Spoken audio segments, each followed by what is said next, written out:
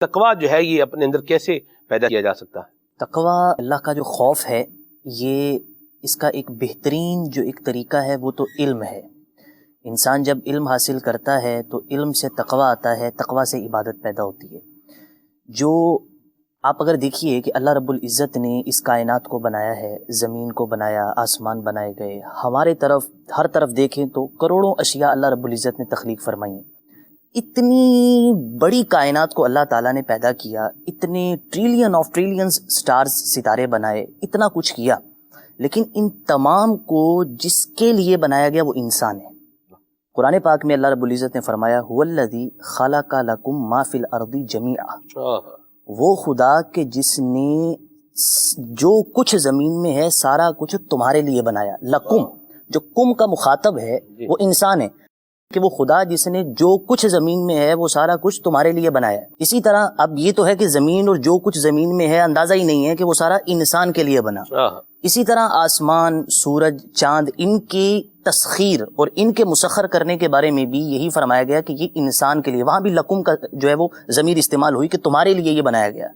اب اگر انسان غور کرے کہ اللہ تعالیٰ نے اتنی بڑی کائنات اتنے کھربوں سال پہلے بنائی، اتنے ستارے بنے، زمینیں بنی، اور سارا کچھ اس حضرت انسان کے لیے بنایا، میرے لیے، آپ کے لیے، اور جتنے انسان اس دنیا میں اس کے لیے بنایا، تو معلوم یہ ہوتا ہے کہ وہ تمام چیزیں انسان کے لیے بنائی گئی، تو مقصود انسان ہے۔ اس چیز سے فیل یہ ہوتا ہے اور ریئلائز اگر بندہ یہ کرنے کی کوشش کرے کہ انسان کی کتنی ویلیو ہے۔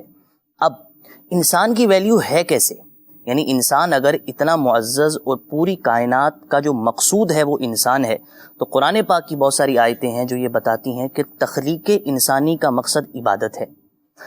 قرآن پاک کے اندر فرمایا وما خلقت الجن والانس الا لیعبدون، ہم نے جنوں اور انسانوں کو اپنی عبادت کے لیے پیدا کیا۔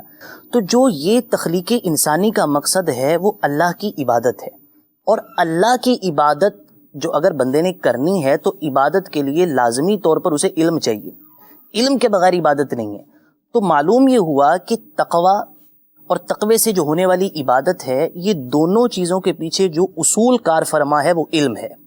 تو اصل جو میں بات جس سے میں نے ابتدا کی اپنی بات کی وہ یہی ہے کہ آپ نے اگر اپنے اندر تقویٰ پیدا کرنا ہے تو اس کے بہت سارے اسباب ہیں۔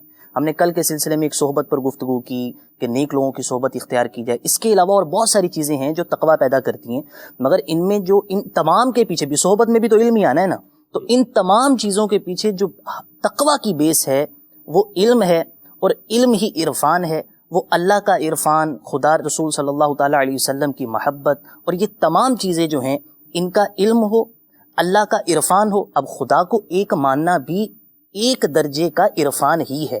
اس عرفان میں ترقی ہوتی رہتی ہے کہ اللہ تبارک و تعالیٰ کا قرب ملتا ہے اور اولیاء ترقی کرتے ہیں اور عرفان الہی بڑھتا جاتا ہے، مگر خدا کی وحدانیت کا اقرار بھی ایک درجے کا عرفان ہی ہے، اور عرفان علم سے ہے۔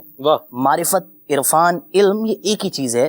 تو علم جو ہے بیسیکلی تقوی کے حصول کے لیے بڑا بنیادی کردار ادا کرتا ہے، اور اس کا ہونا بہت ضروری ہوتا ہے۔ آپ کے اندر علم ہوگا، علم کی دولت، اور علم جتنا بڑھتا جائے گا اور پھر اس علم پر عمل جتنا ہوگا تو وہ علم بیسیکلی آپ کو تقوی کی طرف لے کے جائے گا۔ تو تقوی کو اگر اپنے اندر پیدا کرنا ہے تو اس کے لیے علم ضروری ہے، اور علم کے لیے اہل علم کی صحبت ضروری ہے۔ مدنی مذاکروں کی حاضری، سنت و بڑے اجتماعات کے اندر شرکت، اور مدنی چینل کے پروگرامز، جو ساری پروگرام جو ہے وہ علمی باتوں پر مشتمل ہیں، ان کو سننا، نیک لوگوں کی صحبت میں بیٹھنا، اہل علم کے زانو تلمذ ان کے سامنے طے کرنا، تو یہ ساری چیزیں علم پیدا کرتی ہیں، اور اس علم سے پھر اللہ تبارک و تعالیٰ توفیق دے تو بندے میں پھر تقویٰ بھی پیدا ہو جائے۔ واہ واہ، سبحان اللہ۔